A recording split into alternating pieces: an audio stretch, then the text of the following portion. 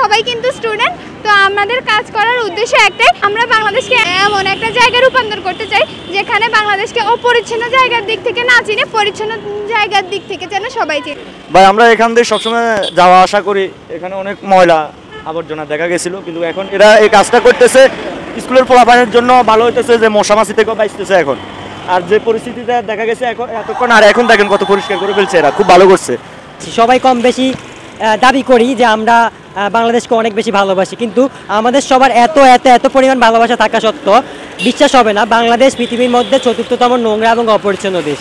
এটা আসলে আমাদের জন্য গ্রহণযোগ্য না, বা আমরা এটা মেনে নিতে পারি না। আসসালামু আলাইকুম, আমি লুবনা আক্তার রাখি।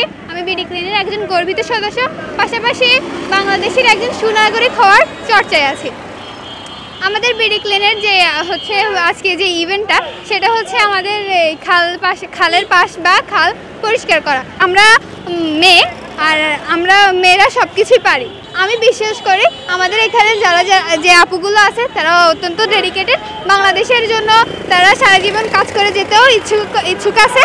আর আমাদের হচ্ছে আপুরা যারা কিনা বিভিন্ন জায়গা থেকে আসছে, বিভিন্ন উপজেলা থেকে আসছে, এরা সবাই কিন্তু স্টুডেন্ট। তো আমাদের কাজ করার উদ্দেশ্য একটাই, বাংলাদেশ হচ্ছে অপরিচ্ছন্নতার দিক থেকে ৪র্থতম আছে। তো আমরা বাংলাদেশকে এমন একটা জায়গায় রূপান্তর করতে চাই যেখানে বাংলাদেশকে অপরিচ্ছন্ন জায়গার দিক থেকে না চিনে পরিচ্ছন্ন জায়গার দিক থেকে যেন সবাই চিনে। পৃথিবীকে সুন্দর রাখতে, যথা আমাদের বাংলাদেশকে সুন্দর করে ফুটিয়ে তুলতে, সুন্দর রাখতে নারীরা বিভিন্ন জায়গায় অবদান রাখছে, হস্তশিল্প থেকে শুরু করে যে কোনো শিল্পের মধ্যে। তাহলে আমরা কেন পারবো না? আমরাও আমাদের দেশের জন্য কিছু করে যেতে চাই। আসসালামু আলাইকুম, সবাইকে সর্বপ্রথম বিডি ক্লিন নোয়াখালী জেলা টিমের পক্ষ থেকে আন্তরিক শুভেচ্ছা ও সাধুবাদ জানাচ্ছি। পরিচ্ছন্ন বাংলাদেশ রূপান্তরের জন্য অবিরাম শ্রম দেওয়া তারুণ্যের platform BD clean. BD clean একটি স্বেচ্ছাসেবীমূলক সংগঠন এবং অরাজনৈতিকমূলক সংগঠন।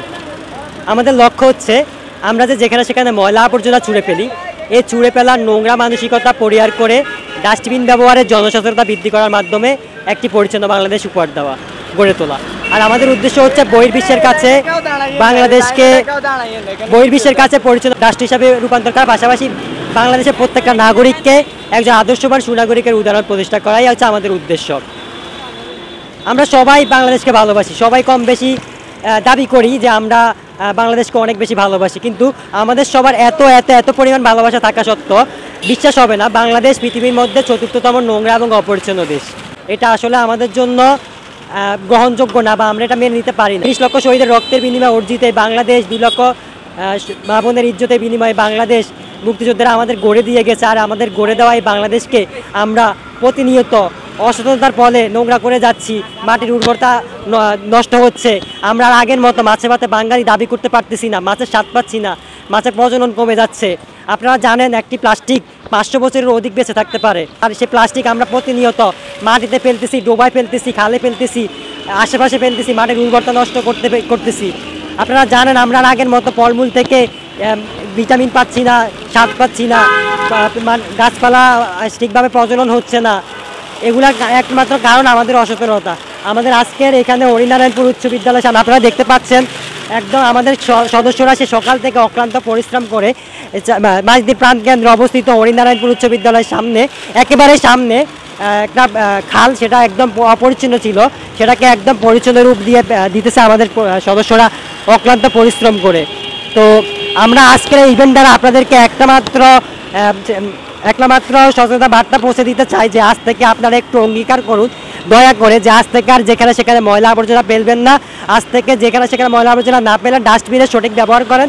দেখবেন আপনার সামান্যতম সচেতনতার ফলে আমাদের নোয়াখালী, আমাদের বাংলাদেশ একটি পরিচ্ছন্ন এবং সুস্থ জীবাণুমুক্ত বাংলাদেশ উপহার পাবে। আর তাহলে আমরা আমাদের স্বপ্ন, আগামী প্রজন্মকে যে পরিচ্ছন্ন বাংলাদেশ উপহার দেওয়ার স্বপ্ন দিয়ে কাজ করে যাচ্ছি, সেই স্বপ্ন আমরা পূরণ করতে পারবো। আর বিডি ক্লিন 2016 সালের 3রা জুন থেকে সারা বাংলাদেশব্যাপী কাজ করে যাচ্ছে। তারই প্রেক্ষিতে 2019 সালের 15ই ফেব্রুয়ারি আমরা নোয়াখালীতে কাজ শুরু করেছি। এখন আমরা নোয়াখালীতে প্রতিনিয়ত কাজ করে যাচ্ছি। আমাদের নোয়াখালীতে অলরেডি 9টি উপজেলার মধ্যে 6টিতে আমাদের টিম দেওয়া হয়েছে। 9টি উপজেলার মধ্যে 6টিতেই আমাদের প্রতিনিয়ত প্রতি সপ্তাহে ইভেন্ট হচ্ছে। একটা জরিপে দেখা গেছে যে একটা অপরিচ্ছন্ন জায়গার তুলনায় একটা পরিচ্ছন্ন জায়গার মানুষ 46% রোগ জীবাণু থেকে বেঁচে থাকতে পারে। তাহলে কেন আমরা আমাদের আশপাশ পরিচ্ছন্ন রাখবো না, যেটা দ্বারা আমরা নিজেরাই উপকৃত হচ্ছে, আমাদের পরিবার উপকৃত হচ্ছে, আমাদের আশেপাশের মানুষজন উপকৃত হচ্ছে, তাহলে কেন আমরা যেখানে সেখানে ময়লা আবর্জনা ছুঁড়ে ফেলে আমাদের আশেপাশের মানুষজনকে কষ্ট দিব, আমরা নিজেরা কষ্ট পাবো। তাই আসুন যেখানে সেখানে ময়লা আবর্জনা ছুঁড়ে ফেলা বন্ধ করি, ডাস্টবিনের সঠিক ব্যবহার করি, একটি পরিচ্ছন্ন বাংলাদেশ গঠন করি। ধন্যবাদ সবাইকে, আসসালামু আলাইকুম।